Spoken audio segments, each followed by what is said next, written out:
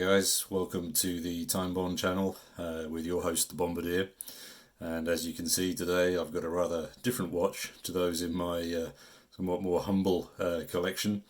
Yes, for those eagle-eyed amongst you, you will have spotted that this is a 1960 Rolex 1601 Datejust in rose gold. But I didn't win the lottery this week, and the watch has been lent into the channel by an esteemed and erudite friend, so massive thank you to him for allowing me hands-on with this rather precious piece of history. Okay, so I've never worn a Rolex in my life. No one in my family's ever owned one, so this is actually my first up close and personal with the brand. I know that the brand is highly contentious and many people have very strong views, but please can we refrain from sharing them here. This video is about something other than the brand and the issues with buying them through ADs, etc. I don't want to go into all that hype here. I don't know enough about it. I don't want to waste my life on it. There's hundreds of vids here on the tube about Rolexes, enough to keep all positions happy. I don't care. I've got other priorities. So let's get on with reviewing the watch.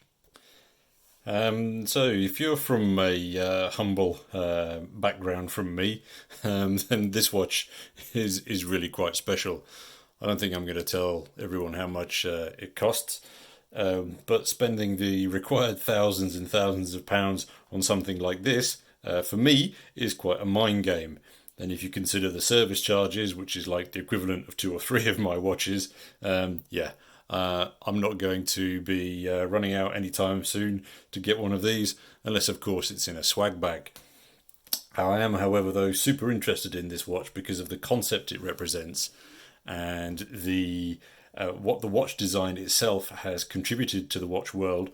Moreover, what this slice of history says to us watch nutters here in 2020. If we think about make sure the focus is on there, nice. Okay, so if we think about the journey that this watch has been through since the 1960s, how many owners it's had, who were they, why they chose this watch, what did it say to them, or what were they saying to the world with this watch? Was it a daily wearer for them? I mean, looking at the wear and tear on the watch, which is negligible, I would say this is definitely not a daily wearer. So, if I'm not mistaken, the model itself, the Datejust, began life back in 1945, and having survived the quartz wars, is still very much in production today, with many model variations. The 41mm being the broadest. Pop up a quick shot here for you of the current Ever Rose for a comparison with this one. And again, I hope my facts are not wrong, but I think as the name suggests, the Datejust, this was the first midnight date changing design in watches ever created, and only a Muppet would contradict the importance of that change in watch design. I think this model is going to attract a different kind of user to the subbies, and whilst I'd like to resist the temptation to fall into cliches, this thing oozes classicism. It's a dress watch, full stop, and you'd have to be a soulless specimen to put this particular version of the Datejust on a Purlon or a NATO. So back in the 1960s, again, when this watch was born, it was getting a lot of competition from Timex, and people's priorities were no doubt quite different. In the 60s there, the US had just officially stepped into the NAM. Xerox had produced their first photocopier. JFK was president whilst Castro was fiddling down in Havana. The French were busy nuking the Sahara, much to the chagrin of Haile Selassie. Elvis had just finished his military service, and Psycho and Ben-Hur had hit the movie theatres. But back to the watch. Priorities in the 1960s for watch manufacturers were clearly very different. What do I mean by that? So first up, if we look at the acrylic glass as it rises superbly above that bezel and dial, not many watches designed like that nowadays. But yet, despite of that rise, it does provide very little distortion on the dial. Really, yeah, limited, really limited. And then there's this other little aspect. Yep, that jangly bracelet is quite unique. Many brands nowadays get absolutely slated for producing bracelets like these. But I think most of the precision sits on the inside of this watch through the caliber 1560. Then again, I understand later upgraded to the 1570, being a higher frequency beat. But again, without being blind, you can see that the external quality itself and precision is highly evident. I think having had this watch for a short time, being able to spend a little bit of time with it, get to know it, the thing for me is that it exudes a calm reliability, the rose gold oozing a sort of warmth. Yeah, not the Pedia Pants sort of warmth, the other warmth. This oyster case is 36mm across, and just give you a profile shot there of those beautiful curved lugs dropping down end to end, make the fit on this thing quite sublime. As I mentioned before, the bracelet is quite unique. No adjustment options on there, so I'm guessing you're adjusting from down here. Let's just pop this open. If we're looking inside the clasp, you see we have this. Let me just make sure the focus is good for you. You can see we have this sort of double mirror Rolex branding swirl scroll. Quite pretty. Obviously, you're only going to be seeing it though when you pop open the watch. One thing I do find slightly unnerving is this little clasp branding on the end here. I mean, with my mutton clumsy fingers, I'm sure I'm going to be pulling that off from some rather heavy usage. Yeah, worrying. Anyway, coming back to the face of the watch itself, then I mean, so yeah. Signed crown as you'd expect. I understand that this is what's called a twin lock. Again, making this 100 water meters resistant.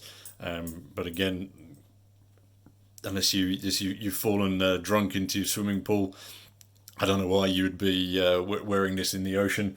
Looking closer at the hands, quite fine stick hands. But they contrast, I think, quite well with the applied gold markers. And if we can see there, the markers at 6 and 9, again, there they are, those stick markers. They appear as simple rectangles, but in fact, there's a couple of little grooves down the centre of those 6 and 9 markers, and they do really quite catch the light subtly as you move across. I'm guessing through age, though, the tiny lume pips at the end of those hour markers, I mean, have just that aged, because yeah, there's no indication of them in the dark. The dial itself, whilst 5 lines of script, it's very, very fine script, and doesn't interfere with the overall appearance. I think of the dial, there's that very subtle sunburst that still plays beautifully with the light, even after all of these years. Quite remarkable. And right at the top, we've got the brand Rolex crown at 12 o'clock. To me, it's I'm going to upset a lot of people here. It's almost quite comical in some ways. I think it's got like a graffiti-like aspect to it. If you're familiar with the brand Stussy from back in the 80s and the 90s, then you'll get the reference. The bezel, fluted gold, which again I understand is defining of the 1601 series, and it sort of has a mirror effect of that fluting on the case back at the bottom here. Again, otherwise, pretty simple, clean case back here. The overall effect, I think, of the dial through that acrylic glass and the hands, the markers, is quite complex. It's almost like a multi-layered effect. And then there's this cyclops. Sorry, I absolutely hate it.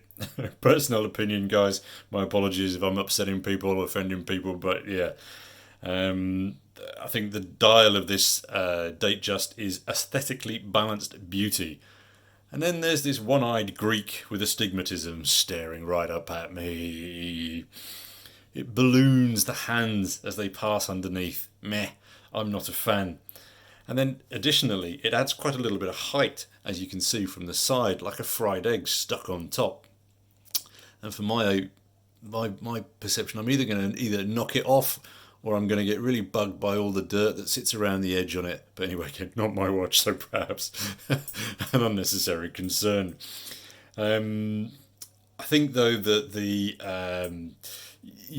I have to admit, maybe if this was mine, and as I'm getting older, my astigmatism is going to be getting worse. I'd probably appreciate that magnifying aspect. I think to note though, the first models of the Datejust came out without the cyclops, and it was introduced in the late 1950s. However, again, as I say, I think it creates an unapologetic distortion, and it should bloody well apologise. Rose gold, for me, is a little bit blingy. But I think you can imagine a chap in his house coat, with his pipe and his slippers, sipping on a fine brandy, with this strapped to his wrist. I think he's clearly solidified his position in his social strata. There's a quick shot of a marketing image that I found from the time, and I think it quite clearly shows who they were pitching this watch at, the values that they wanted associated with the watch. I think most of us would probably agree that they succeeded. Again, this doesn't quite appeal to me, but it does clearly define an age.